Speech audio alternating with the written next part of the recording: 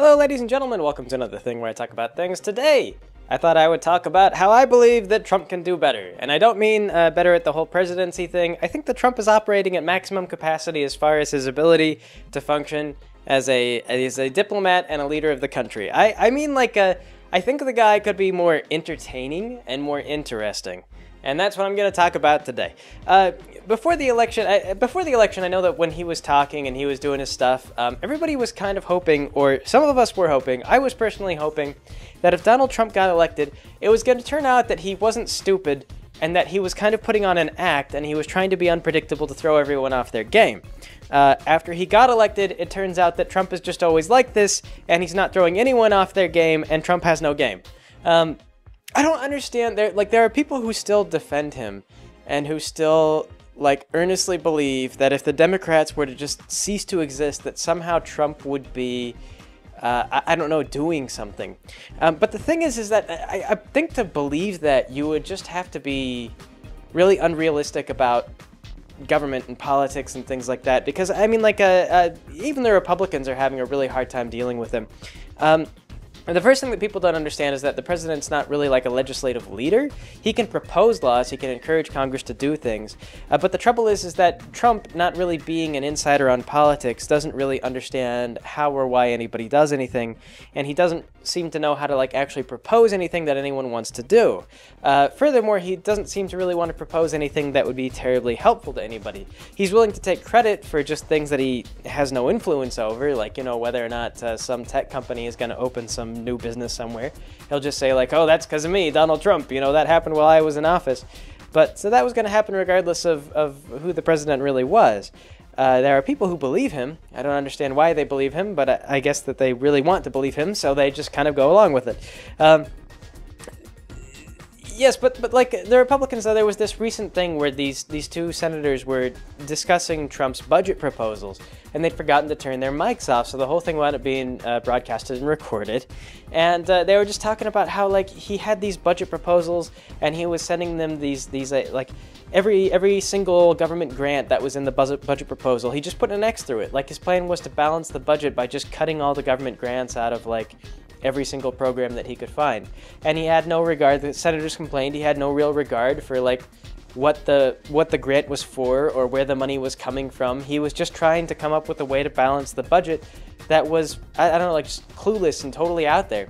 So he's been useless, I think, as a political leader. He doesn't really have a handle on what's going on in Congress or the Senate. He doesn't really understand what's going on internationally either. If you follow international news and how they've been interacting with Donald Trump, there's a lot of complaint about the morals of what Trump is doing.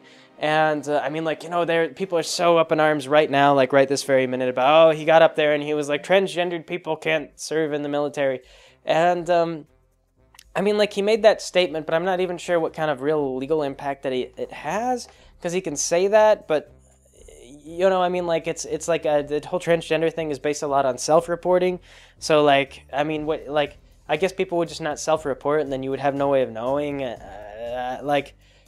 Then there's the question of, should Medicare or Medicaid even cover any of those treatments in the first place? And that's a debate. You get into that, and, all the things that you would consider, treatments for being transgender. Corrective surgery, or just surgery, however you want to describe it, they really don't have any proof that improves the quality of a person's life. And so you kind of get into these medical debates as to whether or not certain things should be covered, because if there's no evidence that this actually improves a person's condition, then maybe you shouldn't really be covering, and so forth and so on. There's debate and there's real stuff there, but Donald Trump just kind of makes this statement, and it's sort of it's empty, it's devoid of substance. I mean, you know, you could argue about it, you could discuss it, you could talk about, what's viable for Medicare funding and what's not, or TRICARE. TRICARE is actually excellent insurance. I don't know what TRICARE doesn't cover, if I can be totally honest. But anyway, though, if you wanted to have a debate about what TRICARE should cover, there's real debate there, but I don't think Donald Trump knows what that debate is. And again, so people just get on him for the morals, because Donald Trump he's making a statement, he's making a moral statement, and he's not really making I don't know, a logical statement. So it's just sort of stupid. It's just kind of the dumbest sort of politics, the lowest level of politics. And Yes, but if you look abroad, like, there are people who also have moral problems with him there. But if you look at it from a whole pragmatic kind of perspective, it's incredibly bleak and depressing. Like, they were talking about when he went to the G20 summit and, like, the U.S. pulled out of the environmental accords and things like that. And so everybody kind of knew that was coming, and they expected that. But what they thought was going to happen was, like, North Korea had been testing ballistic missiles, and so they thought that Donald Trump was going to get up there and, tell his allies, like, hey, everybody, we need to do something about North Korea. And there were other Western nations that felt like, this is a problem, and they want to, apply some pressure to North Korea, and they were going to rally behind Trump if he did this. But he didn't make the call, because Trump is not really informed about international politics. He doesn't really know who does what, or who's in charge of it, or like why these people are fighting, or like what's been done to North Korea in the past. There's no, like, I don't know, it's just so clueless coming from him. And it's weird because people get confused. They think that the president is like the chief legislator, like he gets to decide on laws, but he's not. He's just our chief diplomat. He's our chief diplomat, and he really what he's supposed to do is he's supposed to be going to these other nations, and he's supposed to understand what their conflict is, what their issue is, and he's supposed to be working with them. And the U.S. in the past has been usually very involved in other people's politics, to the point where, like, everyone kind of complains, like, the U.S. is way too involved in everyone else's politics. So it's sort of a weird heel turn for the U.S. to show up at the G20 summit and then have, like, nothing. Like, to just show up and just be like, so what do you want to do, the U.S.? And our president's just like, I don't know, like, what's going on? What needs to be done? And everyone's just like, oh my God, like, are you kidding? Like, you're the most powerful nation in the world and you don't have a plan? Like, what? No. Okay. So this is actually kind of scary for Europe, because then they're looking at this and they're like, so who's the next superpower? Who's going to step in? Like, if this persists, who's actually going to start calling the shots? Because it won't be the U.S. I mean, the U.S. needs to have a plan for anyone to rally around it. And if Trump won't show up with a plan, then what are they going to do? So, yes, as far as, like, actual political leadership goes, Trump has been sort of bleak and terrible, and in my opinion, just the worst thing for the country. I think he's an awful politician. And like I say, that's not even getting into the moral stuff. Like, the moral stuff is all like, you could debate about it, but, like, morals are like the low-hanging fruit of politics. Everyone has an opinion on morals, and you could get into the morality of Donald Trump if he really had any teeth. Is the thing, is like he can be as amoral as he wants. He doesn't even know how the Constitution works. So, like, whenever he does pass things, or whenever he makes some kind of executive order, it winds up going to the courts, and we have to fight about it for, like, a good half a year to figure out whether or not he can even do this thing he wants to do. Because nobody knows. Nobody's tried to do some of the things that he's trying to do. So, yes, I don't understand people who defend him. I know that there are people who really think that he's doing great. But, yeah, from that it's just sort of bleak.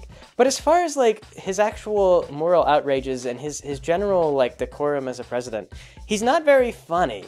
And this has been really disappointing for me. I really wanted Donald Trump to be kind of hilarious. Because at least as the government was kind of coming apart from, his angle, like, everything that he's in charge of, like, one whole, like, branch of the government is just sort of, like, completely freewheeling.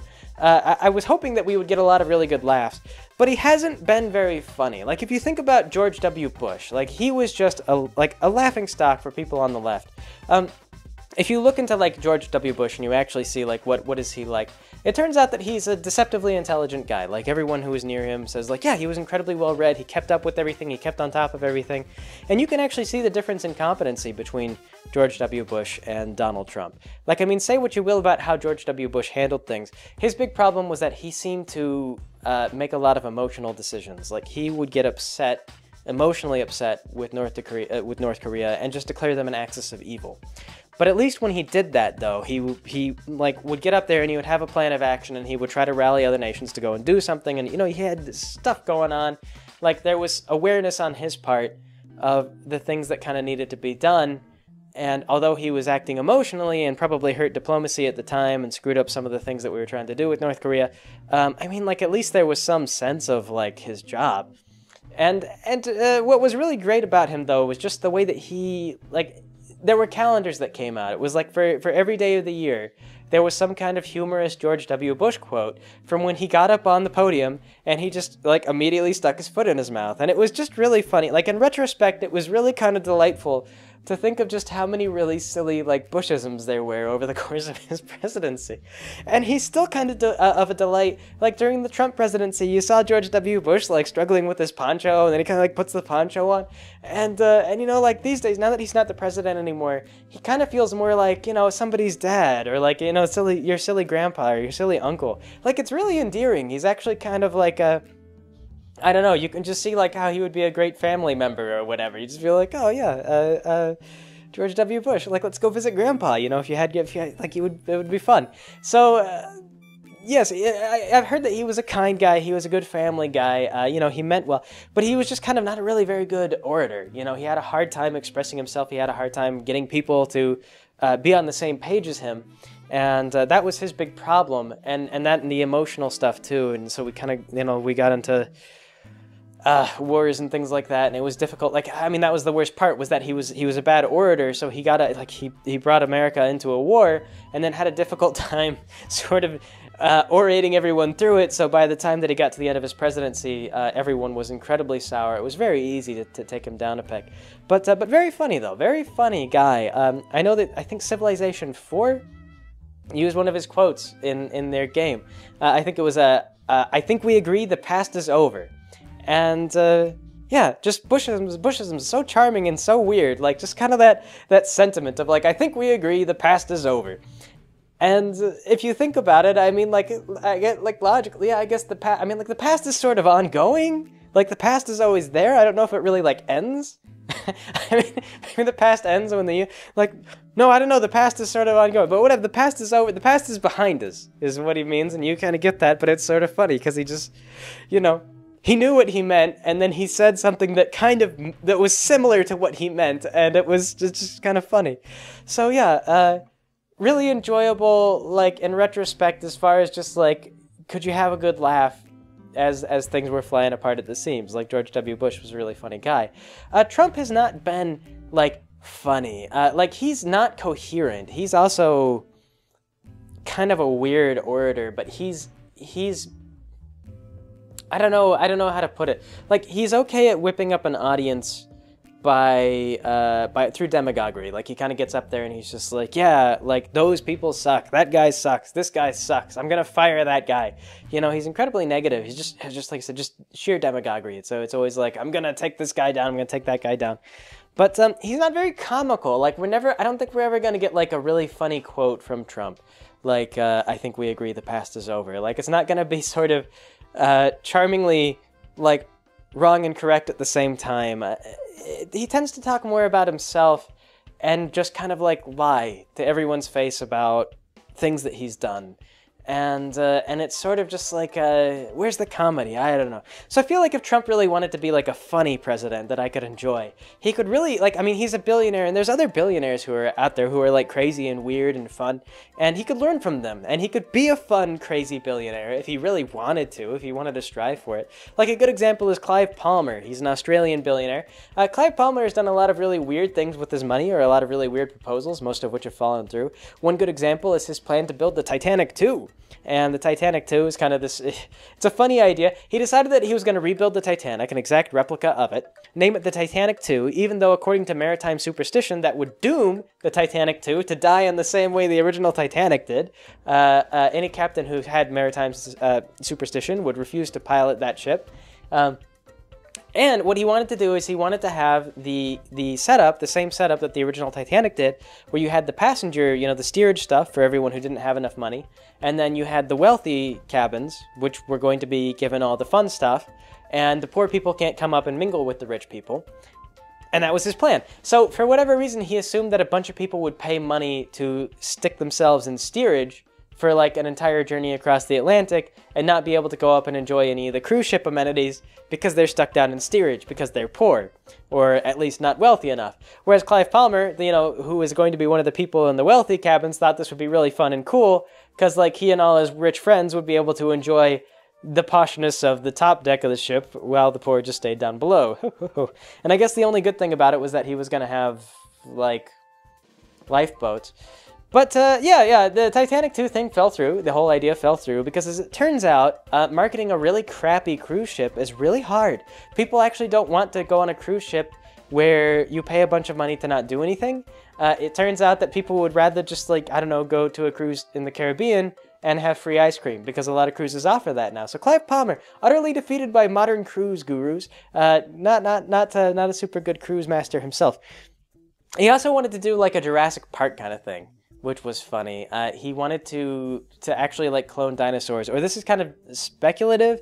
It's not clear at this point whether or not he really believed he was going to be able to clone dinosaurs, but he was telling people he was going to build like, you know, a Jurassic Park off on an island somewhere. And then later on, I guess it turned out that he couldn't, you know, clone dinosaurs. I don't know if he really thought he was going to be able to clone dinosaurs. I think that he sort of tried to distance himself from this one. But yeah, so it turned out that his real plan was to build an island of animatronic dinosaurs, which you could fly out to, and then you could view the animatronic dinosaurs. Of course, the fact that it's on a private island would make it very expensive and a stupid tourist destination, like that no one would want to go to. But I don't know, Clive Palmer, it's just sort of weird. Like, he's a rich guy, and he seems like he wants to build and do things that cater specifically to him, who is a rich guy. Like, he's trying to sell products to other rich people, but the trouble is that, like, rich people have everything. And if you were rich enough to go to enjoy the things that Clive Palmer wanted you to do, you would just do them yourself. Like, you would build your own ship, and you would be happy on that ship because you're a billionaire like Clive Palmer. Or if you could clone dinosaurs, you would clone your own dinosaur, and you'd keep it as a pet in your backyard. And you know, because you'd have the same amount of money as Clive Palmer, and he, you know, whatever. Like, yeah. So. Yes, Donald Trump could be doing these kinds of things with his money. Like, it would be great if we would read about, like, the president today tried to clone dinosaurs, and things like that. I was seeing a Facebook post that floated around saying that he's going to make a space branch in the military. He wants to create space marines. I don't know if this is an actually true thing or just a rumor that was circulating around. The trouble with, like, having seen that on Facebook is that Facebook is not really good at checking facts. Like, your friends just share a funny story. And so, yes, I don't know if he's actually making a space marine. But that's one of the few things that I really want to see Trump do. Something crazy like that. Like, yes, the space marines! And then, like, you know, we really don't have the means to, like, I don't know, we don't have, like, space bases or anything like that. But space marines, yes, we got a space branch of the military. So I'd like him to do that. I'd like him to just go totally crazy with it. I'd like him to try to emulate the Emperor of Mankind. If you're not familiar with the 40K lore, the Emperor was humanity's peak. He was the best and most prominent, important man ever to live. And so what he did is he decided he was going to create a bunch of super soldiers based on his DNA. So he made clones of himself, but with altered DNA, so they weren't exact clones. And then he was going to make them the generals of his army, and they were all inferior to him, so if they ever got out of line, he could put them down. But yes, it would be funny to me if Donald Trump were to do that sort of thing. Like, I'm going to make a clone army of Donald Trumps. From now on, Donald Trump will be the entire military. We'll see how that works out. I mean, it would be pretty comical to imagine, like, just an army of Donald Trumps, like, in the military. You'd be like, go over here. And then, I don't know, they would do whatever Donald Trump would do, which I couldn't tell you what would happen if you tried to give, like, a whole army of Donald Trumps an order. But anyway, yes. I wanted to do that kind of thing, but he doesn't just have to do, like, weird billionaire things to make me happy. He could also do weird leader things. There's another leader called Turkmenbashi who died in, like, 2006. I believe he was assassinated because he was a blight on his country. But he was just really weird and really nuts, but I feel like he's kind of right up Donald Trump's alley. If like Donald Trump wanted to be crazy, then he could be like the former prime minister of Turkmenistan. What Turkmenbashi did was he was an orphan. So you could say that this is kind of good, but it's also really weird. He was an orphan, and so he was really obsessed with his mother and kind of obsessed with the idea of being an orphan. So one of the things that he did was he built like a palace orphanage outside of the capital. So whenever orphans were found in Turkmenistan, they had to be taken to this like palace for orphans. And it was like, I mean, they were given like the best education in the city. It was weird. It was just like so much money and resources devoted towards taking care of orphans. And anyway, though, they were diverted to the orphans, and I don't know, that was just like a huge priority for him because he was an orphan. But then aside from that, he had a bunch of like golden statues of his mother built around the country. like the guy who he was obsessed with his mother, so he just made all these like effigies of his mother, and he put them in places around the city. And then he had a bunch of like golden statues of himself too, because he was very egotistical, very weird. So he put up a bunch of like one of the ones that I remember seeing in like a documentary was one like a big golden statue of himself, and it was designed to always face the sun. So when the sun rose, the statue turned to face the rising sun, and as the sun went across the horizon, the statue turned, and then it would face the sun as it went down, and then the statue would rotate around it. So you could actually tell time based on the rotation of the statue. I mean, which sounds cool, but it was just lavishly expensive because it was made out of gold, and it was just sort of nuts. And so yes, lots and lots of golden statues, and I think this is something Donald Trump can actually do. I'm not really sure, but I think the president has some power, and if not the president, then Trump himself at least, because he has enough money to make like a golden statue of himself, probably in Washington, D.C. Like, I bet he could afford to set one up in Washington, D.C., and then just have it, like, face the sun. And I would be so happy if I would, like, I opened up the news one day and I read that Donald Trump had begun plans to make a golden monument of himself in Washington, D.C., and especially, like, double happy if it said using taxpayer money. Because at that point, I mean, like, yeah, it's terrible, but I mean, it's so over the top that I can't help but just root for what a bad idea it is. It's just sort of like, it's like wanting to see the bad guy win in a movie. You know, it gets to a point. So yes, so I kind of want to see that. Another thing that Turkmenbashi did was he wrote this book called The Ruknama, which was a book that taught you how to live, essentially. It was like a series of like parables and things like that written by Turkmenbashi himself. And I don't recall what exactly was in it, but he was so proud of this book that he wrote that he required schools teach kids the Ruknama, and kids actually had to like memorize the Ruknama. And I think there was a second book too, or it might have been after Turkmenbashi died. I think maybe his successor wrote like the Ruknama 2, Ruknama the sequel, and they had to teach kids that as well. And it's kind of funny because it's sort of like, just full of like the wisdom. It would be like if Trump University became like mandatory across all schools, but all of it was just like about how great Trump was. I also would like for him to do that. I'd love to see him do that. And it feels like something that he would really want to do. You know, like I don't think it would be good for us. I don't think it would be good for the country. But I do think that it would be a very Trump-esque thing. And before he leaves office, I really want Trump to write a book and then require all the kids read it. And here's the thing, this is one of the things that's probably safer about Donald Trump being in power and him not knowing anything about politics, is that he can't really get anything done. Because if he were really slick, and if he really knew what he was doing, I bet that you probably could get a American Ruknama made for Donald Trump. You could get the Trumpnama, I don't know. You get the Trumpnama, and you would go to like McGraw-Hill, and you would say, hey McGraw-Hill, all the schools in the U.S. are going to need to buy Trumpnama textbooks if we can get everyone to adopt this whole thing. And you would actually get support. This is one of the weird ones. McGraw-Hill has a lot of pull with the Democrats. And if you could somehow, like Trump's kind of a Republican, I think if you could somehow pull the Republicans in on this, I feel like they would fight you because, they just hate everything that's blue. But if you could somehow convince them, if you could figure out a way to convince the Republicans that they are going to make money for their campaigns by passing this law, I bet you could get a Trumpnama in schools. Because McGraw-Hill would throw money at it, because they're going to print all the books. You would tell McGraw-Hill, like, listen, you're going to print all the books. Just make sure all the politicians vote in favor of the Trumpnama. And yeah, we could potentially get that kind of craziness. It's possible. It's possible. If you dream big enough. So, yes, everyone's always, like I say, everyone's freaking out about his moral things and the stuff that he could do. And he's like, oh, but I feel like the things he's doing, they're just like very mundane. Like he did his Muslim ban, but like, the reports came out pretty quickly that he didn't ban Muslims from any country that had his hotels in them. So, I mean, like, that one was weird. That one was like, you're racist. It's not really, like, it wasn't really like even racism. It was kind of just like, he wanted to show that he was firm against Muslims because he said he would be, but he didn't want to be firm to a point that would hurt his own income. So he was selectively firm, and it was funny because the countries that had his hotels in them were ones that had like a much higher like terrorism problem.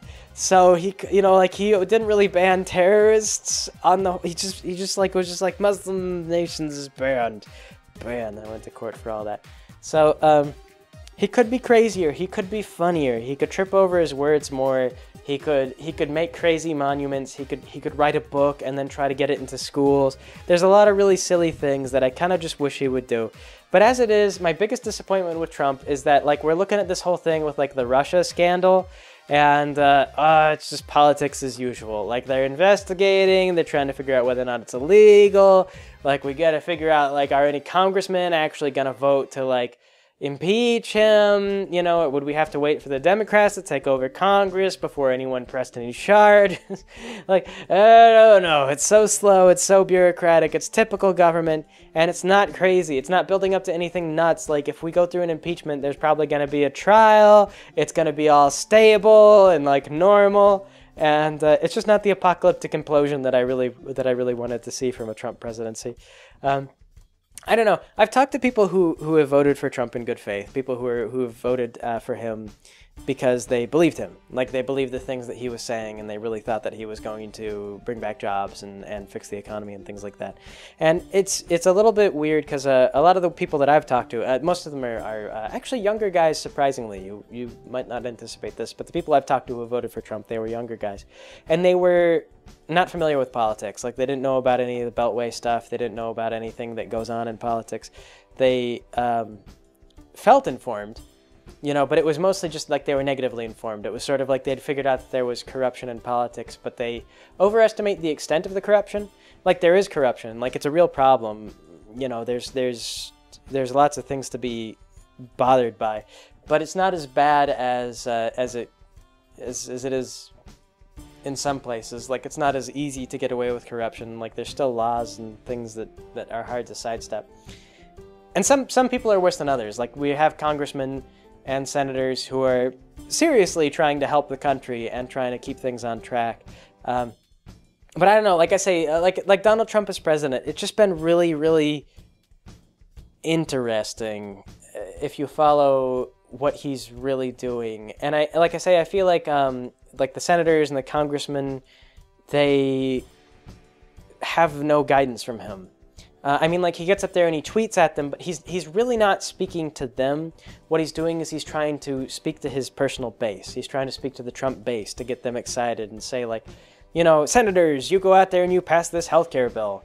And he's hoping that his base will rise up and, through sheer force of numbers, overwhelm those senators and get them to, like, pass through the healthcare thing.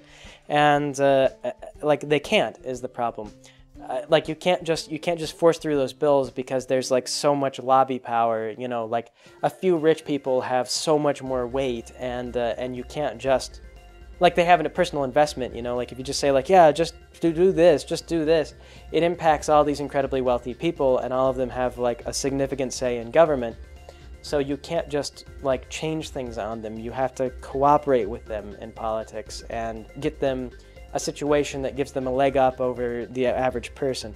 And this is kind of the depressing part about politics, is that most of the time you find, like, well, you know, you give these concessions away. Like, you say, like, well, we can't just do single payer because then these companies will sink, and these companies are giving us a lot of campaign money.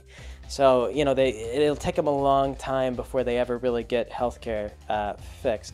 I'm glad that the Republicans are even starting to talk about single payer now. I mean, like, I'm glad that everyone is unified. Like, it's a big problem. Like, it's a thing that a lot of people are starting to feel, especially a lot of young people. I mean, like, everyone I know, everyone in my age group, like, we're starting to get into, like, the age where we're having kids. You know, we're starting to, like, we're kind of that demographic where healthcare starts to be a serious consideration, and it's reassuring to see both sides of the aisle are trying to figure out something. The Republicans aren't completely wicked. They're definitely looking for corporate interests first, but they're talking about different alternatives. And I do hope that they come to something that really does benefit the country in the end. Like, I feel like there are honest people who are really striving for that. Some of them maybe are not as honest. Some of them are kind of a little bit more conniving and self-interested. But there are definitely politicians who are making a solid effort.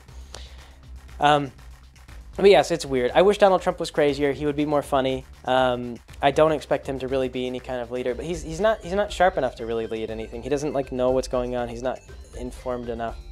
And I don't know, it's a shame. I would have also been really impressed if it turned out he was crazy like a fox. Like, if he'd actually been a genius, like some people thought that he might be. Like, I remember that was one of the big arguments. It was like, well, he's a billionaire, so he must be a genius. It's kind of like, yeah, you've read about crazy billionaires. Not necessarily, you don't have to necessarily be great or amazing to be rich. But he's not crazy like a fox. He's just crazy like a sort of a dumpy old guy. I don't know where he's going to go from there. But yeah, I considered being a little bit more neutral on him because I often try to see both sides of the aisle on politics. But just from my perspective, I can't see any positives in his presidency. I don't know what anyone hopes to gain. Like, I just don't. If any of you are watching this and you still support Trump, I legitimately just don't understand. I don't get your perspective. I apologize. Like, if you feel like you've got a really firm grasp and you know exactly what you're getting and you're happy with this, I apologize for being so down on your president, but I don't get it. So I don't know. I'm not there. I don't know. Feel free to elucidate in the comments if you want. I mean, like I say, in a non-emotional way. I'm not bashing the morals. I feel like those are all kind of a red herring. But if you think, like, from a very pragmatic perspective, what has he actually done? I don't know. Let me know. But otherwise, I wish he'd be more crazy. So yes, that's what I've been thinking about. I've actually given the speech out to a couple people now because, like, every now and then politics comes up, and people are like, "What do you think of the Trump presidency, Greg?" And I say, "I think he could be more interesting," and that's kind of my take. So yes, I suppose that'll be it for today. Thanks for joining me, everybody. I'll catch you all next time.